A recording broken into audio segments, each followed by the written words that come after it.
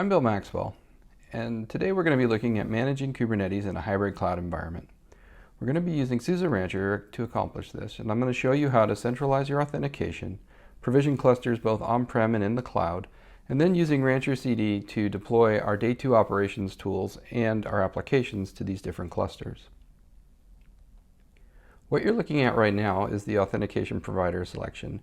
Here you can pick one of the auth providers that Rancher integrates with and that you use in your enterprise to centralize your authentication. So what this means is everyone that logs into Rancher will be able to use your existing system, and you'll be able to assign users and groups to different clusters or projects within those clusters to provide access to these resources. This is really convenient when you're centralizing and you're running both on-prem and in the cloud, because you'll be able to have a centralized place to apply access. When you have your auth provider, you would select that and fill in the information to connect that in and start using this auth provider to log in going forward. Once you have your auth providers configured, you'll want to start adding some clusters. This instance of Rancher already has a few existing clusters, but let's take a look at how to provision one on-prem. First, we'll select by adding a cluster. And here you can see the different auth providers, different cluster providers that Rancher provides. We have the ability to register your already provisioned Amazon EKS clusters. You can build clusters if you've already got nodes and you just want to be able to install Kubernetes on them. If you'd like Rancher to reach out into one of the cloud providers or one of your on-prem Vsphere installations, you can do that as well. And then we have the option to provision hosted cloud providers in the various clouds. So for our on-prem, let's take a look at Vsphere. And with this, we will provision VMs on a Vsphere cluster on-prem and install Kubernetes on it and have that cluster come up and be available. So here, I will give my cluster a name. I'm going to configure my control plane nodes. I'm going to select a pre-configured instance template that defines how much RAM and how many CPUs to add to each VM. And I'm going to assign this one the etcd and control plane node. I'm also going to add another worker pool to run my actual workloads on.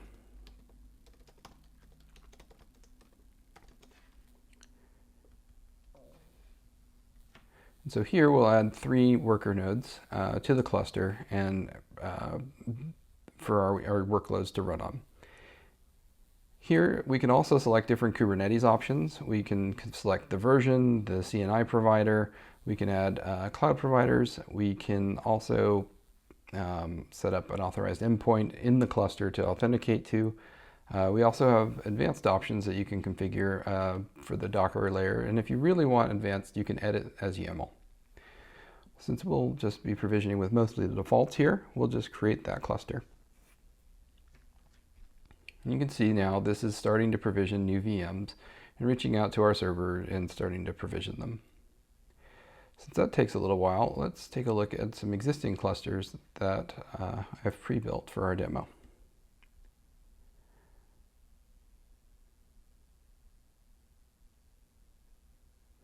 So here what we're looking at is the cluster dashboard for a single cluster.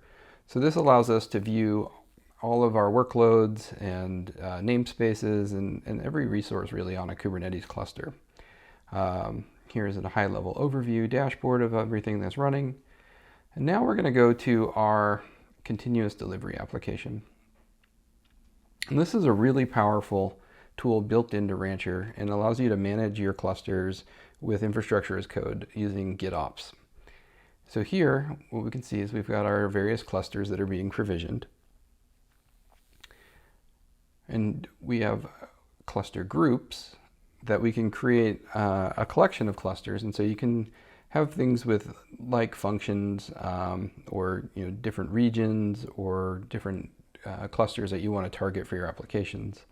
And so this is based on selectors. So you can label your clusters and then have them automatically pulled into the cluster. So let's take a look at this build demo group.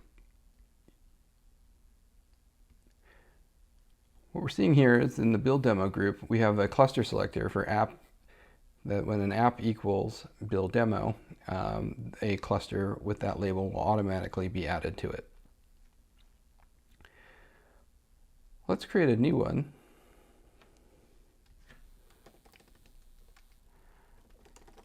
Our operations group. And what we'll say here is that the owner should be Bill. So we'll create this new cluster group. There. Now, let's add a cluster to our cluster group. Let's start with our on-prem cluster. So we'll edit the YAML, and we will add a new label, owner Bill.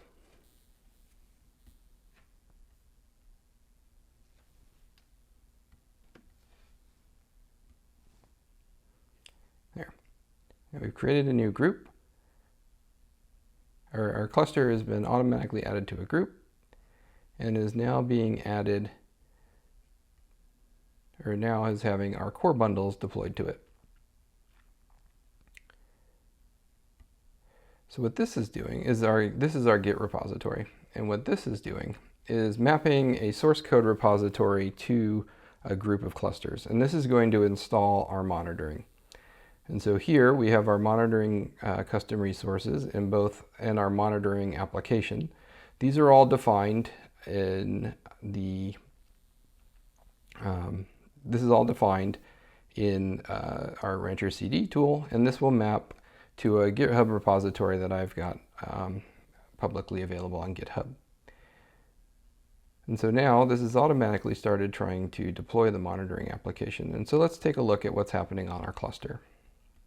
So if we come back to the Cluster Explorer view, and we go to the Apps and Marketplace, and look at our installed application, we can see that the Rancher Monitoring CRD chart has been installed, and it is now installing the Rancher Monitoring application.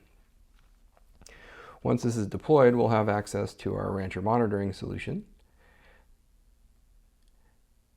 And you can see here that our Grafana metrics dashboards are coming up, and we will be able to see our Grafana dashboards.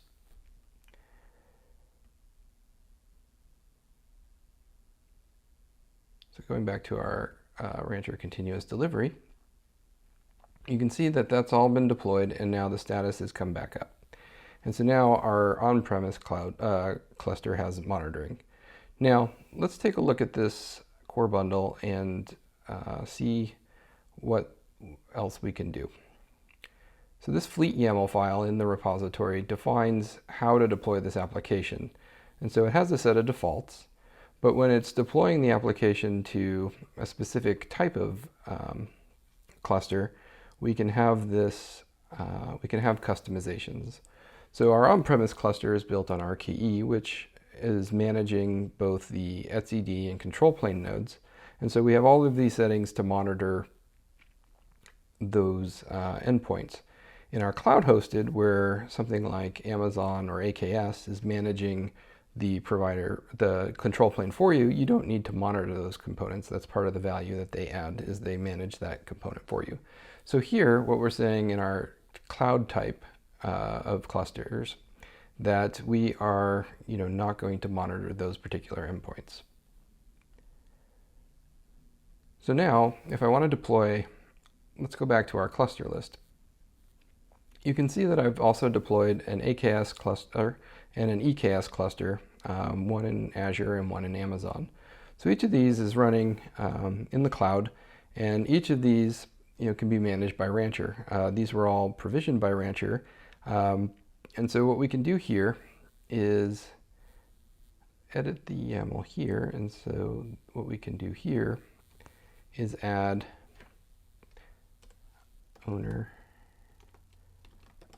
Bill. And what that'll do is have this type cloud, which means when we install the monitoring chart, it'll use the values that we defined for the cloud type. So let's add this to the EKS cluster. And we'll also add it to our AKS cluster.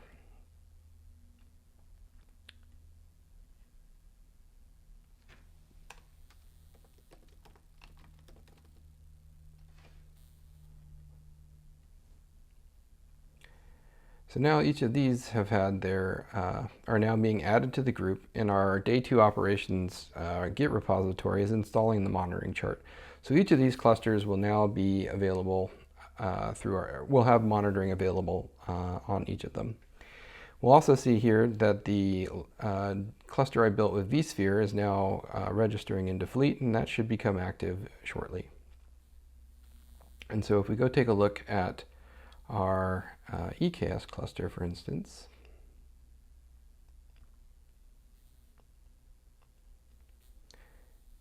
and we take a look at the installed applications, we'll see that the Rancher Monitoring CRD and our Rancher Monitoring chart has been deployed. If we go, we can now see that on this cluster we have our monitoring tool. And let's see if we have our dashboards. So our instance of Grafana has come up, and we now have the ability to look at dashboards. And so over time, since this just fired up, it hasn't had a chance to collect some metrics, but over time this will start collecting metrics, and we'll be able to visualize this data here.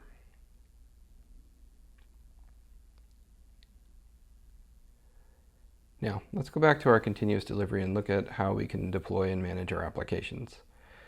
These tools haven't finished, this one hasn't finished deploying the monitoring bundles to all the clusters yet, but it is getting there. And you can see that 2 of the 3 clusters are available and that it's working on the 3rd cluster. So let's take a look at my Hello World application. I have a simple Hello World application, and I've got a deployment and a service that I deploy. And so let's look at the Fleet YAML for that. On some clusters, we're going to use a ingress controller to access our application, and on other clusters, say in a cloud, we might decide that we want to use a service load balancer. And so what the Rancher CD tool allows us to do is define some manifests, but then provide overrides for those. And so when we have clusters with an ingress type, they will deploy the ingress overlay. And when we have clusters with a service load balancer, we will use the service load balancer overlay.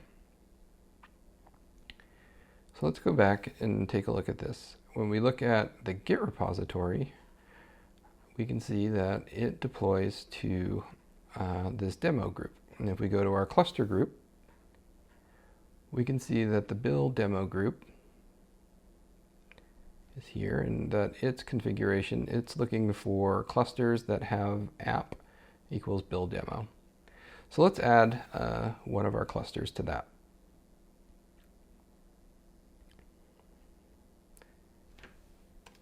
So we'll add the label, and this label will add this cluster to the cluster group, which means that our application will now be deployed to this particular cluster. And as you can see, we're starting the deployment process. So here we've deployed the service, the ingress, and the deployment for the application. If we go look at the cluster, what we'll see here is if we go to the Apps Marketplace, everything gets installed as a Helm chart. So we can come to the Apps Marketplace to see the different charts and what's deployed on them. And so here you can see that the Bill Hello World application has been deployed. And if we go look at our pods on the cluster,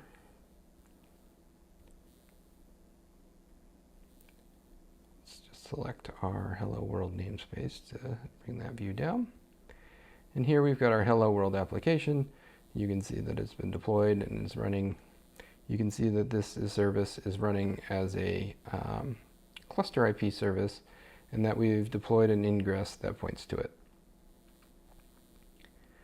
So now I'm running on-prem and I've got my application working, and so I've decided that I want to move to the cloud, and I've added those EKS and AKS clusters. So what does it look like to deploy to those?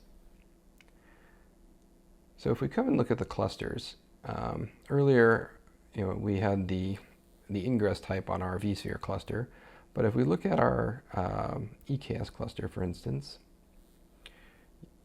you can see that I've added the label ingress type service LB. The owner is Bill, and the type is cloud. And then on our AKS cluster, I've done the same thing. The owner's bill, the type is cloud, and our ingress type here is a service load balancer. So let's deploy to our AKS cluster. We'll say app equals bill demo.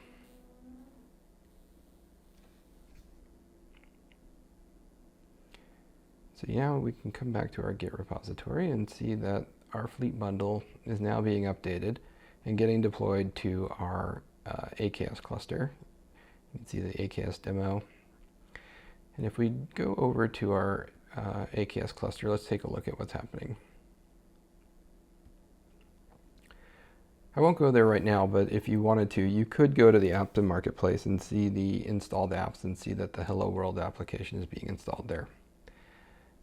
It's going to take a moment to load.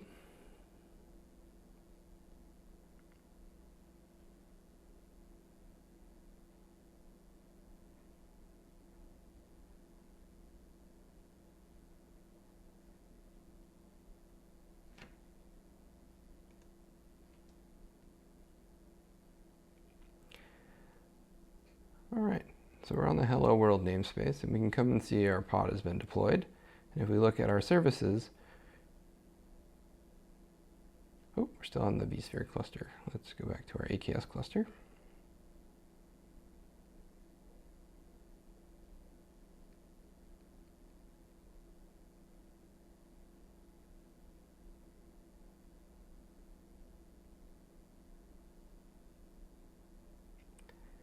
There we go. And so now we'll see that our pod has been deployed. We'll see our services here. Instead of being a cluster IP is now a load balancer. And so here, if I click on this, I can get to my application and see that it's up and running.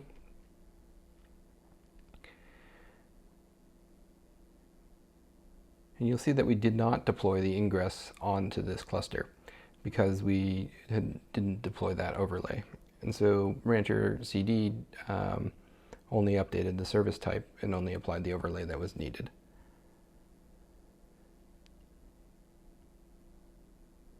So this is just one example of how to deploy applications both on-prem and in the cloud, and how you can manage your day two operations, installing tools like monitoring and logging, all using the inbuilt Rancher continuous delivery software. Thank you. I hope you've enjoyed this demo.